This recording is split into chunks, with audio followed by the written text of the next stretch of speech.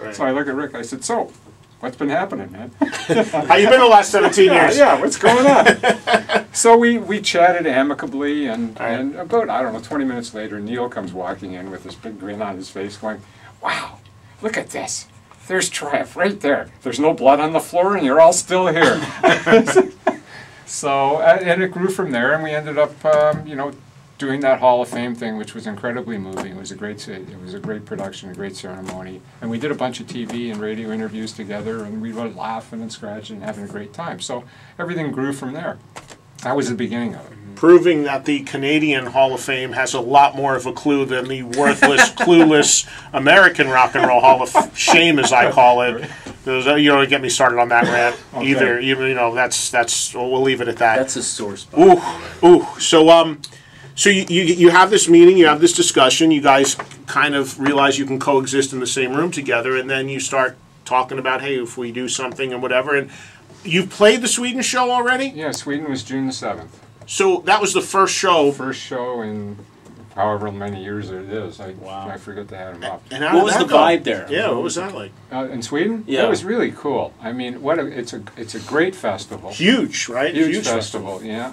I mean, they did, they set a Swedish record this year for the number of attendees. Wow. And for any festival ever in Sweden's history, so that was... Who else was on the day you guys did it? The day we played, there was us and Poison and Blue Oyster Cult and Ace Frehley, and I can't remember who else.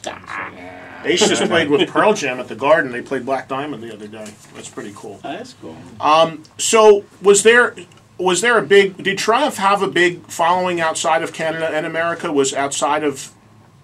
There was a lot of news to me that the promoter wanted us so badly to play that. Right, because I was going to say, of all the places to relaunch, you'd think Toronto or something like that. But in Sweden, I mean, had you played there before? Was there a following? No. Never played there, although early in our career, we sold a ton of records and we're hotter than pistols there. We just never went. Okay. But so there was, you know, and the average age in that kind of festivals, and they're, you know, mid-30s kind of. It's kind of like the one down south. Right. In Oklahoma, a lot of camping and things like that, because it's in the middle of nowhere. It's right by the ocean, which is beautiful. It's a beautiful site and really well run, and the fans there were incredible.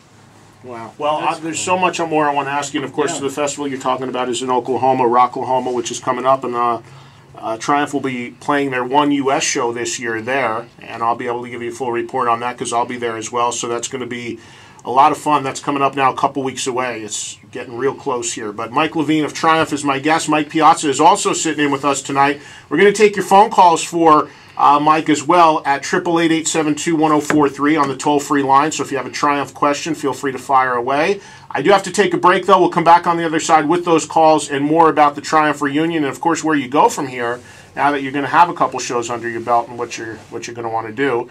And we'll hear more about your traveling issues and commuting from both of you, and Mike screaming baby. And enough about travel. Enough. Wait, you want to hear something crazy? Mike Levine started out in Canada this morning and just made his way here to New York after you've been traveling like 11 hours for something that should have taken 2. Something like that, yeah. It hasn't been easy. But you're here. We appreciate it. Hey, and I'm feeling good, too, just because I'm around the incredible Eddie Trump. Oh, listen to that. Yeah. Kissing my ass will get you everywhere, man. All right, so let's do this break right now. We'll come back. Now I'll really see if I can get you a beer. Richie, 6-pack. What do you drink? Officer Wayne. Officer Wayne. I've got a cop that's one of my buddies that sits in. He travels with a cooler attached to his arm. Where the hell's he now? I know. We got to get Officer Czechoslovakian beer. Yeah. Trust me, all the cops listen, so I got to put out an all-points bulletin for Officer Wayne in the 1 precinct, Mike Levine of Triumph. Gonna need backup. And it's looking like Mike Piazza may need a cold one, so we'll have to call in the reserves. All right, we'll have to call in the reserves. We'll take a break. We'll come back with both mics right after this. Eddie Trunk back with you for the start of the second hour of our weekly 3-hour get-together. Thanks for being here. Coming to you live from our New York City flagship station, Q1043. And joining us in the studio right now, Mike Piazza, a now retired Major League Baseball star. He's got a lot of time on his hands, looking for things to do. You got anything to keep him busy? Let him know. I can. Can change a mean diaper. I know. I'm not. Yeah, I'm getting. I'm really. You know what? You're really not that you find Bored. stuff to do. You're not that bored when you have nothing, when you don't have to do anything, right? You find stuff to do. I will say that. Everybody kept asking like me, what? Like, I get up, take out the garbage, stuff like that. Yeah, right. That's good. It's a lot. Yeah. If I don't do it, it won't get done, though. That's the thing. There you go. Nothing So- gets done unless you do it yourself, at least not the right way, right? Exactly. Now, that segues nicely into my question for Mike Levine of Triumph, who's here, who just reunited. What have you been doing the last 18 years since Triumph has not been active? I was doing what Mike was doing. You're like, I got a word I now? learned how to take the garbage out properly. Yes. To do it right. recyclables Yeah, now. yeah. Got to be green. Yeah, and isn't that a lot of fun sorting the garbage for the Oh, garbage yeah. guys? I mean, I love doing that. Pay a fortune in taxes to the city to have your garbage picked up, but you spend all your time sorting the garbage for the garbage guys. But why don't you sort it before you throw it out? Why did you ask me that question? Because you see, You Mike, wanna get there's this, political. Let's get there's political. this drum. There's one drum with let's the recyclers. talk music. That drum, that's good. You just remember, this is about music. All right, so we're going to take calls from Mike Levine. If you have a Triumph question, get on the line at 888-872-1043. But basically, in all the time Triumph has been apart, which is, as we said, pretty much 18 years, you've kind of been the guy who steered the ship, so to speak, in terms of doing any interviews, promoting the catalog, developing the catalog, the DVD releases, stuff like that. You've kind of assumed that role. So has that been your main thing, kind of working the Triumph machine, even though the band really wasn't active? Yeah, that's pretty much what I was doing, and it was it was a lot of fun going back through all the archives and putting that stuff together. I mean, it wasn't easy in a lot of cases because we had a lot of lost footage or destroyed footage, and we have this little oven at the studio, to bake the tapes. The analog, the actual, So it's and thank God we were able to rescue a ton of it. But we lost, like on the US Festival stuff, we had 10, 15, 20 rolls of B-roll, nice B-roll footage we could have used. Unfortunately, nobody could find it. I thought it was just gone. And after we finished the DVD, one of the guys in the studio said, "Guess what I found?" 12 rolls of beautiful B-roll footage from the US Festival, which would have made that DVD a whole lot better, too. Well, there's always the special edition, right? Oh, well, yeah. Once again, you got all kinds of opportunities. I mean, we filmed Sweden, so that's going to be, we're going to film the Rocklahoma show, too.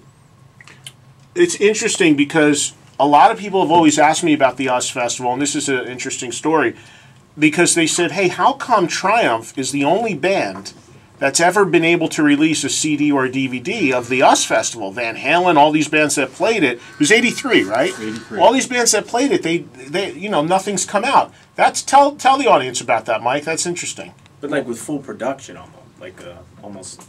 But just any legitimate yeah. release. Triumph's the only band that's released there's an US Festival. Like I've seen some bootleg stuffs on it, though. Yeah, there's bootleg stuff out there. There's no official US Festival release, though, right? No.